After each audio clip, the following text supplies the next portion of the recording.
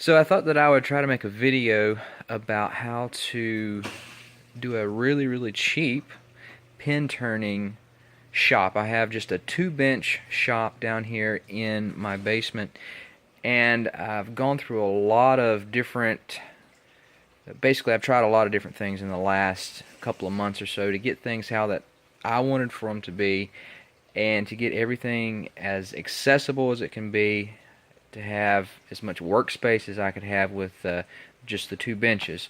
So I'm going to show you kind of my process, and hopefully it'll help you guys out. This is my lathe here. I use the Rikon 70-105 pin lathe, so it's their smallest lathe that they make. And I just wanted to start out with something really small. I wanted to do pins, and so that's why I got this lathe. I really didn't have a desire to do anything much more than that at the time, but even the things that I've gotten into since, like Christmas ornaments, or maybe a small bowl, or a duck call, just different things like that, they're all small projects for me, and I really don't have that much desire to get a bigger lathe. So that is my setup here. I just have it on a picnic bench that I rescued and painted. And then this is the big deal for me, is to have everything accessible to me as I'm working. And so I just took a 2x6 and mounted it with a couple of cleats underneath there. And this is about 4 foot long or so, I guess. And I just took paddle bits and drilled, the holes for. I just tried to measure everything out to keep it as symmetrical as possible. And put my tools in there. I really like this magnet bar, because I found that as I was turning pins that I was always needing a tool that I did not have. So I'm going to walk through these tools really quick on this before I move on, and hopefully that'll give you a little bit of light as to why it might be handy for you. First of all, whenever you're sanding, that is super handy. I could just reach, grab, and pull off what I need. My lathe is right here. These are a must-have. Adjustable wrenches, or you can get sized wrenches if you can find out what size your mandrel is. Let's see. I had to get a new mandrel the other day because mine was defective from the store, but I have an adjustable mandrel, and so with the adjustable mandrel, you have to use the wrenches to loosen it, and so you can make it longer or shorter. So I'm always using those. This is your key for your chuck that you would have on your tailstock. Here's a key for your tailstock drill chuck. So I try to keep that handy. And then this is the knockout bar. I use that all the time whenever I'm switching out mandrels, so I have that accessible. Pair of scissors. If you're going to do pins, you need that, because you're going to sooner or later need to use some paper towels and cut these in strips in order to do your finish if you're doing a CA finish. So a pair of scissors is a must-have. Barrel trimmer set, that's what this is here. That will help you cut the excess off of the end of your tube after you glue on your wood blank onto the tube. That squares everything up. There's tons of videos on that online.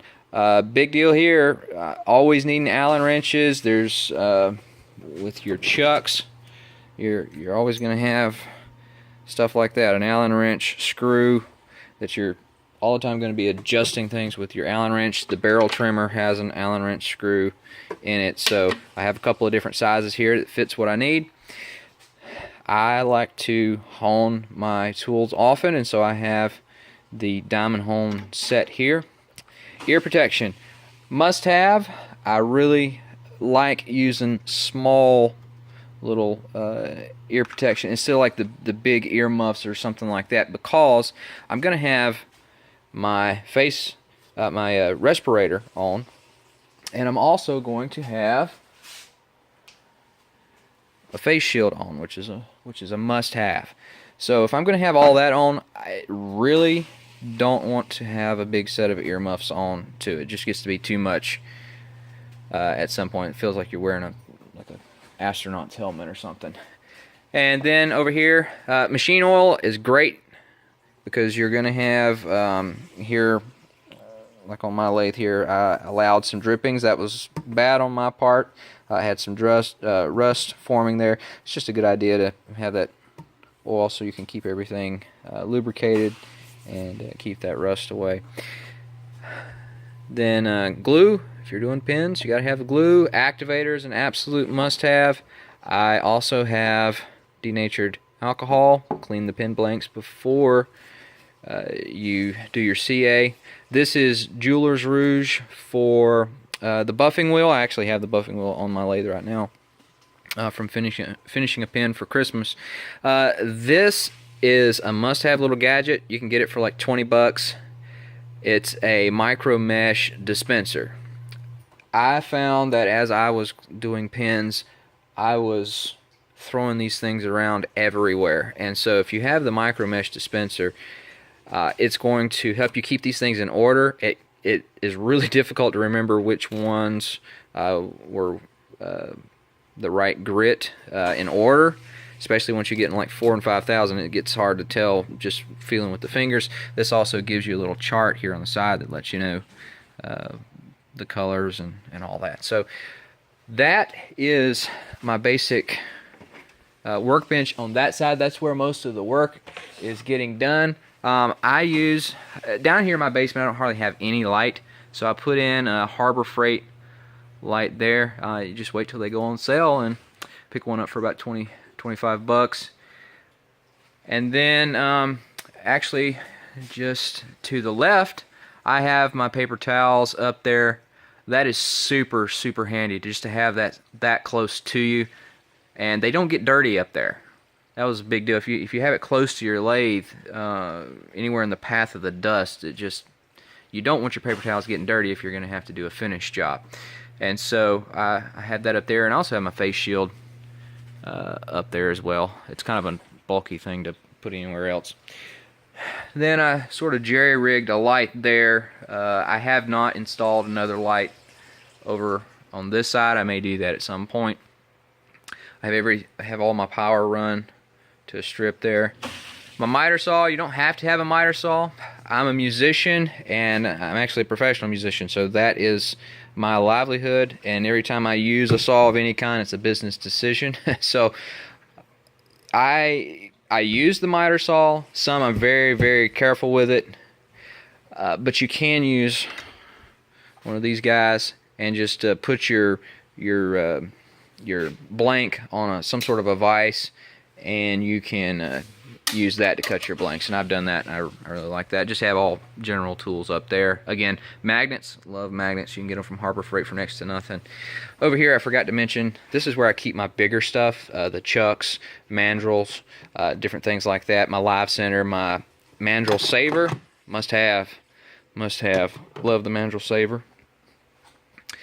Over here, I just have some different brad point bits to choose from. I don't like to put this kind of stuff over here because it vibrates, so I have it here. You need a couple of containers for your micro mesh. Over here, this is my pin little setup here where I actually press my pins here. This is my pin press. A lot of guys buy a pin press. I have found that for me, this works perfect. It goes out just far enough. I can screw it out just far enough to do any pin that I want to do. And the thing that I like about this is since I can crank it like this, I can make extremely small adjustments, even smaller adjustments than you can make on an actual pin press. And it's not going to go anywhere. I really like this. I would not even bother with a pin press. Plus, I got this for like 10 bucks, and the pin press is going to cost you more. I picked this up from somebody at a yard sale, I think, for a couple of bucks. But this is super handy here. This is where I keep my buffing wheel for finishing my pen. You got to keep it in something like this, otherwise you're going to end up with a dirty buffing wheel, just all the dust and whatnot. And I keep my drill bits in here, my extras, or ones that I only have one of. And so just, you know, extra micro mesh, different things you can do. Over here, and I don't have a light over here, I really wish that I did. But this is where I keep pin kits, bushings, screws. I have little handy things like this, which you can use if you lose your top to your glue. Instead of losing a whole bottle of glue, you can put one of these guys over it, and you're good. I keep extra things, pin sleeves, extra belt, which is always good. Order an extra belt or two, because if you ever, I messed one up almost immediately on my lathe when I got it, and I was a couple of weeks out of the running. So just different things there, extra sanding. This is where I keep my extra wood, and I don't have a wood rack. I don't have a full shop. That's not what I do. So this is a pretty small amount of wood. I'm going to grow this, and I'll probably have to do something different at some point. But I like the idea of keeping just a certain amount of stock close by, and I just keep the different woods in these bags, so I know what I've got. I think that's coastal redwood there. So you know, that's the way that I like to do it. I like everything pretty orderly in the shop. As far as dust collection, I don't have anything, but I do have a shop vac, and I just use that to clean up afterwards. I do have a couple of windows here I try to use for ventilation if I need that, and I can of course use the respirator. But the shop vac I have under there, and it makes it super easy to clean around my lathe, because that's where it gets the most dirty, and then I can always pull it out. This is a mighty handy thing to have. You can pick this up for next to nothing at like Harbor Freight, or probably Lowe's or Home Depot even would have a cheap one of these. This is just a mat. If you're working on concrete and you're doing pins, you're going to be standing for a couple of hours for every pin that you make. If you're doing a little job like this, I don't have like a bench press or anything like that, so I have to do everything on the lathe, and I chose to do that on purpose because I didn't want to invest a ton of money into it, and you know, I wasn't going to have huge demand for pins. It was going to be mostly a hobby thing for me, and I've talked to some friends and things that make pins, and I think I'm only about a half hour slower than them, maybe. And they have the, you know, the table saw and the bench vise and all of the goodies. So it doesn't really speed you up that much, I don't think, as long as you're experienced at it and you've kind of got your feet wet. So that's basically my shop. Oh, I do have the trash can close by. You need that. I was literally covering my entire shop up here with trash just from paper towels and sanding strips and everything, so keep that close by. But that's the shop, and hopefully that'll help you guys out if you're getting into it and trying to figure out kind of what you need to do. That'll give you a little bit of direction. It took me several months to get it this way, so again, hope it'll speed things up for you guys. One last thing that I thought that I would cover real quick is kind of the process. So after you cut your blanks to the length that you need on the miter saw or with your hand saw, whatever, what you're going to have to do if you're doing it the way that I'm doing it without a drill press, you're going to need a chuck, some pin jaws, a drill chuck, and of course your bit. I purchased the Nova G3 chuck, and it is perfect for this. And I also purchased the jaws, which is this part here, these metal pieces here. That's your pin jaw accessory. You have to purchase that separate. It is expensive, and there's really no way around it. So what you would do is you would drill out your hole for your pin tube to go into, so that you can glue that in. So after you drill that out, you're going to take this piece out. I guess I'll go ahead and do that real quick. You take that bit out, and then you're going to put in your barrel trimmer. You guys should try to do this with one hand. It's real fun. So what that's going to do is, after you put your tube in your blank, you're going to have a little bit, you cut these a little bit long, so you're going to have a little bit extra material on the ends. And so what this does is, you can see it has these blades. This is just going to go inside the tube, and this is going to peel off that excess material over here on your blank until you're even with the metal, the brass tube that's in there. So once you get past that part, you will remove your chuck there, and I see no way around doing this. I'm going to have to stop the video real quick and take this chuck off, but you're going to remove this chuck.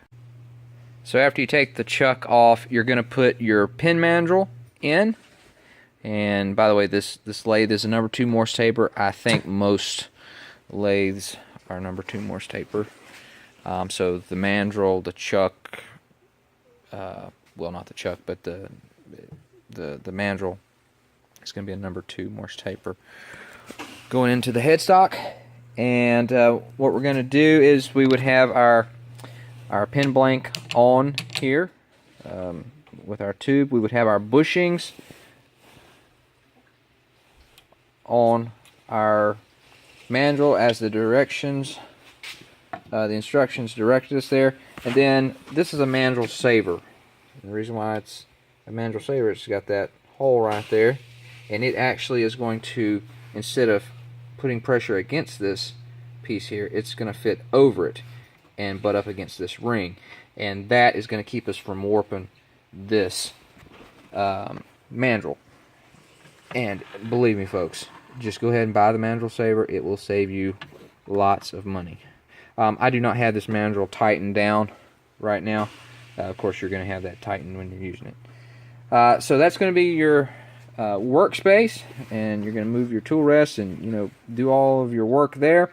Then you're going to sand it down, and then you're going to take everything apart real quick, and you're going to replace the regular bushings with non-stick bushings. If you're not familiar with the way those look, you can just Google non-stick bushings online, and it'll show you. Basically, it's going to make the whole gluing process a whole lot easier. And then whenever you get done with all of this, and you've done your process with your pins and everything, it's going to be time to take out the mandrel. And then once you are done, this is after you do your micro mesh, your coats of glue with micro mesh and all of that stuff, you would finish by putting on your buffing wheel. And I replace the mandrel saver at this point with a live center, because it's just going to butt up here, and you don't have to put a ton of pressure on it. You just got to have a little support. So that's what I use. And I leave the pin on the mandrel, and I just use the mandrel as I work it on the wheel, little jeweler's rouge, and you're good to go. So that's kind of my process on how to do everything on the lathe from start to finish.